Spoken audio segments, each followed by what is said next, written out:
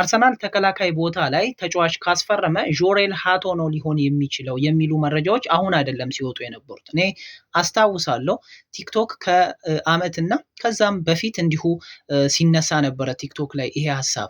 በነገራችን ላይ በቲክቶክ ብቻ ሳይሆን ታማኝ የሚባሉ የመረጃ ምንጮች ሳይቀሩ የጆሬል ሃቶ እና የአርሰናልን ጉዳይ እንዲሁ ሲያነሱ ነበረ። የዛኔም ቢሆን ዋጋው ውድ ነበረ። ምክንያቱም ይሄ ተጫዋች የበለጠ ለወደፊቱ ፕሮግረስ ያሳያል ተብሎ ስለሚታመንበትም ጭምር ነው ከአያክስ ይሄ ተጫዋች እንግዲህ በአርሰናል ብቻ አይደለም የሚፈለገው በቼልሲም እና በሌሎችም ትልልቅ ክለቦች ይፈለጋል እና ይሄንን ተጫዋች ከአርሰናል ጋር ያያያዘው በተለይ ደግሞ እንደነ ቲም ኤንቲክ ኒውስ የሚባሉ ታማኝ የመረጃ ምንጮች ሳይቀር የሚዘግቡለት ከምን አንጻር ነው የሚለውን እስኪ እንመልከት። ለምሳሌ አሁን ላይ ይሄ ተጫዋች 19 ዓመቱ ነው። ከዛ ባለፈ 1 ሜትር ከ82 ሴንቲሜትር የሚረዝም ተጫዋች ነው።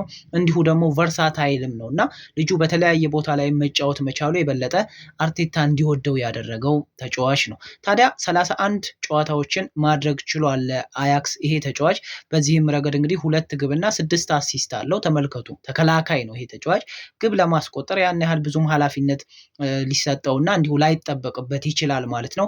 ግን ደግሞ በፓስ አኪዩሬሲው ከተመለከትን ወደ 90.3 ያህል ፓሶችን ማድረግ የሚችል ማለት ነው በፐርሰንቴጅ ከተቀመጠ። ከዛ ባለፈ ዱዌሎችን በማሸነፍ ወደ 52.5% ያህል ዱዌሎችን ወይም ፍልሚያዎችን የሚያሸንፍ ተጫዋች ነው። በእርግጥ የእንግሊዝ ፕሪሚየር ሊግ እና ኤሬዲቪዜ እንደሚለያይ ይገባኛል። ግን ደግሞ ቁጥሮች ያለ ምክንያት እንዲህ አይሰጡም ማለት ነው። የሆነ ነገር ስላለው ነው አርሰናልም የፈለገው። ከዛ ባለፈ ታክሎችን ወን በማድረግ ረገድ እንግዲህ ወደ 62.1% ያህል የተሰጠው ተጫዋች ነው። ከአመት ዓመትስ ምን ያህል ፕሮግረስን አስመዘገበ የሚለውን ከተመለከትን ለምሳሌ በ2022-23 የውድድር ዘመን ላይ እዚህ እኔ በግራ በኩል እንደምትመለከቱት 11 ጨዋታዎችን ነው ማድረግ የቻለው። ግን ደግሞ ምንም አይነት ጎልና አሲስትን ማስመዝገብ አልቻለም ነበረ። ያ ማለት ከአመታት በፊት ማለት ነው። ግን ወደ 6.8 ያህል ካልተሳሳትኩኝ ሬት የተደረገ ተጫዋች ነው። ቀጠለ ደግሞ በ2023-24 የውድድር ዘመን ላይ ወደ 33 ጨዋታ ማድረግ ችሏል። ግን ደግሞ 1 ግብና 2 አሲስት ማድረግ ቻለ። ወደ 7.1 ያህል ሬት ተደርጓል ማለት ነው።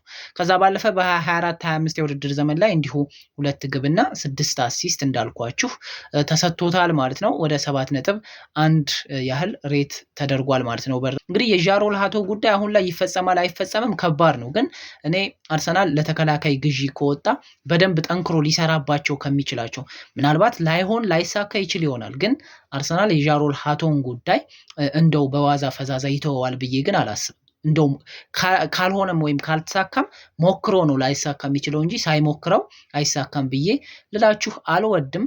የእናንተስ ሀሳብ በዚህ ተጫዋች ላይ ምን ይመስላል?